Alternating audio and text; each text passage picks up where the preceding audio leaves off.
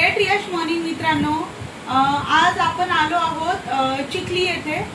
हे सर आहेत, यांना आपण 3 महिन्यापूर्वी अमृत ज्यूस दिलं होतं।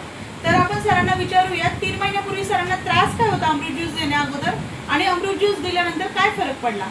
नमस्कार सर, तुमचं नाव सांगा। नमस्कार, मी शेषराव चिखले। मी 3 महिन्यापूर्वी अमृत ज्यूस घेतलं होतं। त्याचा रिझल्ट सांगायचं म्हणजे की मला अपचनाचा खूप त्रास होता आणि फिशरचा त्रास होता।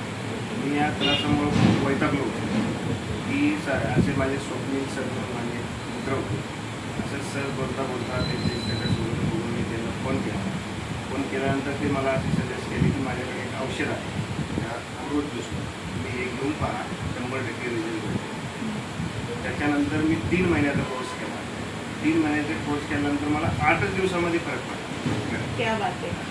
8च दिवसामध्ये मला फरक जाणवला। त्यानंतर मी 3 महिन्याचा पूर्ण कंटिन्यू कोर्स केला। त्यानंतर मला अपचनाचाही त्रास सॉल्व झाला। परत मी आता वडापावसुद्धा खात नव्हतो की आपण आता MIDCमध्ये खातो। आपण धावपळीच्या ह्याच्यामध्ये कधी आपण डबा जर ना घरून आणला तरी आपल्या कामाच्या निमित्तानं आपण डबा वगैरे कधी खात नाही। आणि कधी कधी आम्ही काय करायचो की बाबा कधी वडापाव वगैरे खाल्ला तरी त्याचा एक वडापाव खाल्ला तरी आपल्याला तो त्रास आहे। मला काही प्रॉब्लेम नाही। आता मी रात्रीसुद्धा तेल मी असं बोलत नाही की बाबा तेलकट वगैरे जास्त खातो, पण कधी चुकून कधी कार्यक्रम वगैरे खाल्लो तरी मला काही प्रॉब्लेम नाही। अवश्य तुम्ही घ्या, त्याचा 100% रिझल्ट आहे हा माझा। येस, क्या बात आहे सर। बघा मित्रांनो, अमृत ज्यूस घेतल्यानंतर हा फरक आहे की सरांना भगंदर हा प्रॉब्लेम फिशरचा प्रॉब्लेम होता आणि अपचन हा त्रास त्यांना होत होता। अमृत ज्यूस घेतल्यानंतर 3 महिन्याच्या कोर्समध्ये त्यांना खूप सुंदर म्हणजे 8 दिवसात त्यांना फरक जाणवायला लागला।